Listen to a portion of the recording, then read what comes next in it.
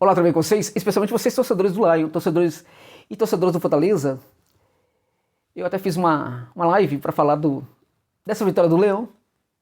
Eu precisava, contudo, fazer um vídeo também para registrar essa vitória, porque eu sempre faço vídeos após os jogos do Fortaleza e eu jamais poderia deixar de fazer um vídeo depois de uma vitória dessa do Leão. Uma vitória que me emocionou demais. Em vários momentos da live, eu confesso para vocês que eu estive emocionado quando eu estava conversando com os torcedores do Fortaleza.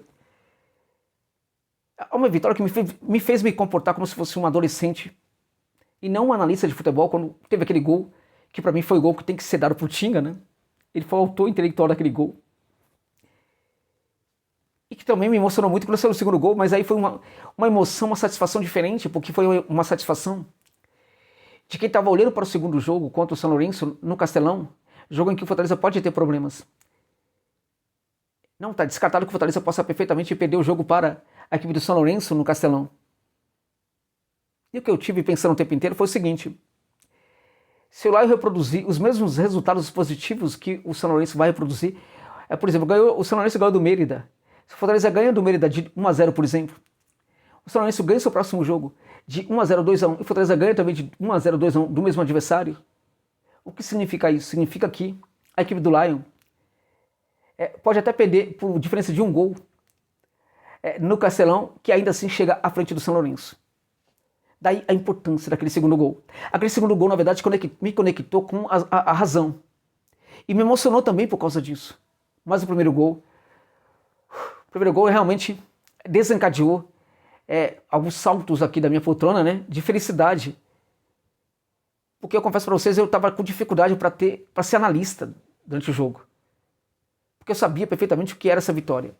Eu me lembrava, por exemplo, das conversas que eu tive com muita gente na Argentina, no Paraguai, algumas pessoas no Equador também, né? E particularmente uma pessoa, no caso uma grande amiga que eu tenho no Uruguai. E elas demonstrando de certa forma ali, não uma decepção, mas quase isso aí de certa forma, como a saída do Fortaleza da Libertadores de América. E eu via nessa posição desses torcedores aí, que o Fortaleza tinha perdido um pouco o crédito naquilo que ele construiu com a participação na Libertadores passada. Essa vitória, eu sabia que se fizesse o gol da vitória, fizesse o gol, poderia chegar à vitória contra o Ciclone. E aí resgataria toda aquela admiração, ou grande parte dela. Porque, veja, você está falando que a equipe do Fortaleza saiu da Libertadores, então vai... Só porque... Não, gente, é porque ganhou hoje de um time que é um gigante argentino, que é o São Lourenço, que estava muito mal aí durante muito tempo, mas que acordou. E quando acordou, a mídia voltou a entender o que é o São Lourenço, o seu gigantismo. O Fortaleza não ganhou do São Lourenço, que estava atuando mal como há 3 anos atrás. O Fortaleza ganhou da melhor versão do São Lourenço dos últimos anos.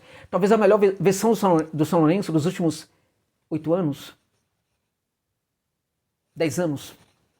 Né? Foi a última versão, a melhor versão do São Lourenço, desde aquele São Lourenço do Edgardo Balsa, que conquistou o título da Libertadores de América. Então, foi a melhor versão, um time que ganhou recentemente do Boca, lá na Bombonera, vice-líder do campeonato argentino, que não tinha uma derrota desde setembro de 2022. É um time muito agudo, um time que faz muito gol, um time que tem o entendimento de como joga o rival, assim, muito perfeito, né? Consegue ganhar os jogos com certa facilidade. É um time, de fato, assustador. Hoje assusta até mesmo outros ali da Argentina. Foi desse time que o Fortaleza ganhou. E essa vitória por si só, ela acaba trazendo de volta a admiração da América do Sul para o Fortaleza. Por quê? Porque, gente, como eu falei na live, o Flamengo ganha a Libertadores de América. O Flamengo é admirado na América do Sul. O Palmeiras também. Mas quando ganha o Fortaleza, que eles sabem que nunca conquistou um título brasileiro, eles sabem que é um time que, a despeito da torcida enorme, apaixonada, fantástica, maravilhosa, né, que tem. Fala uma aí que faz aqueles mosaicos. Fala uma aí. Né? Eles sabem, por exemplo, que essa torcida aí, que é fantástica, a despeito dessa torcida, Fortaleza nunca foi esse gigante em termos de conquista de títulos. Quando o Fortaleza vai lá e ganha desse jeito, eles têm o entendimento de que esse time, que não ganhou o título nacional no Brasil, também esse time é poderoso. Então a admiração ao Fortaleza é muito grande e também o respeito aumenta ao Fortaleza e também ao futebol brasileiro. Eu me senti representado, eu me senti honrado em ser brasileiro com a vitória do Fortaleza. Eu fiquei emocionado, fiquei feliz, mas fiquei honra, sabe? Sentimento de honra. Eu me lembrei dos momentos, de todas as viagens que eu fiz a vários países da América do Sul. Durante toda a minha carreira de jornalista trabalhando, estudando futebol, trabalhando futebol, nesses países, né? Das quase 60 viagens que fiz para a Argentina. Então o que acontece nessa hora eu me lembrei de tudo isso.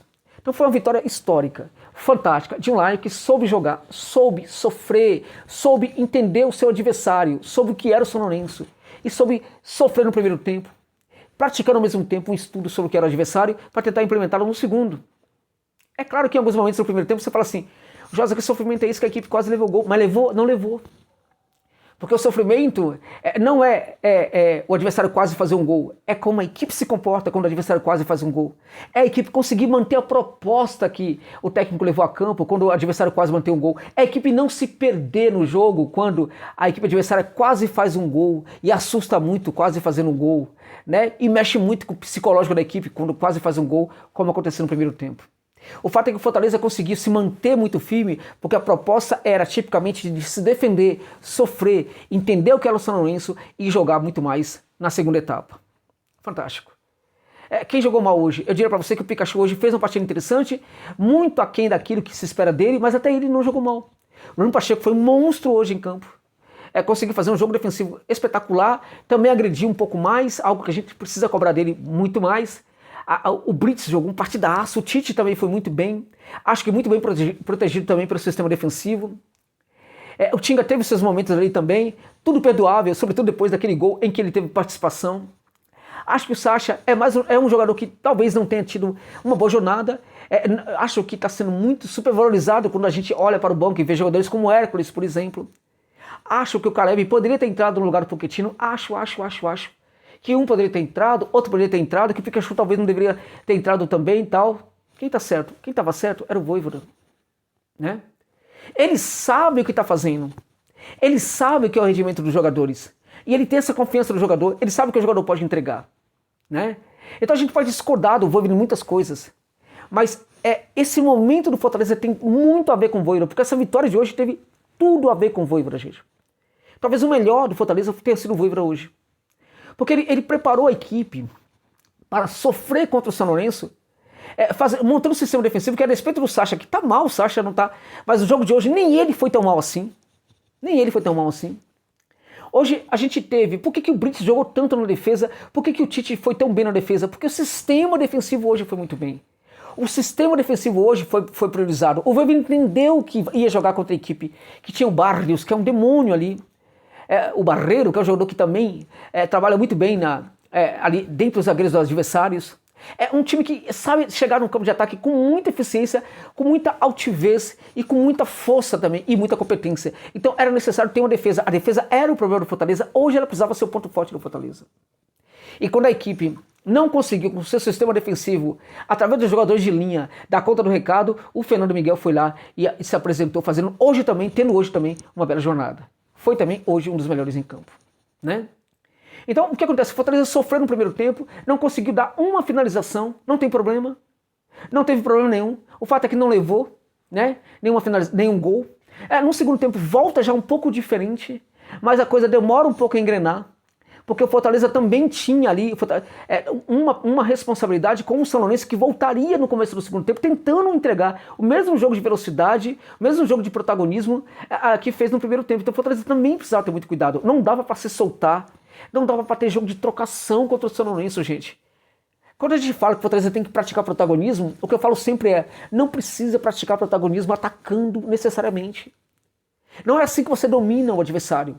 Você domina o adversário, por exemplo, quando a sua proposta defensiva mostra para ele que ele não vai conseguir fazer gol. Domina o seu adversário quando você começa a mudar sutilmente o jogo no segundo tempo, pouco a pouco saindo do seu campo de defesa e tentando agredir um pouco mais.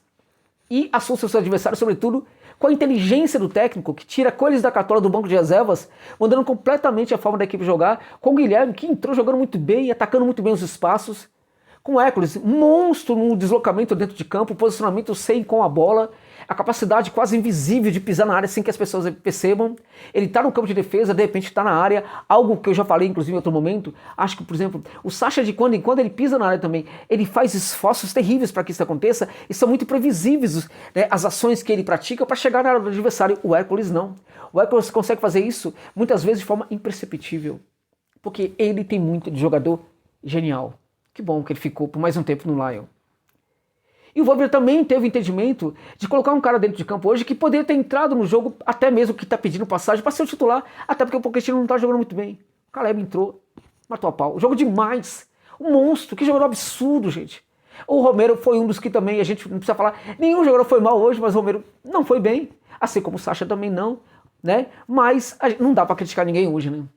Não dá para criticar, hoje não dá. Hoje é para celebrar. Meus amigos, minhas amigas, durmam leves, sintam-se agraciados hoje por esse presente que o Fortaleza deu para vocês. Expresse toda a felicidade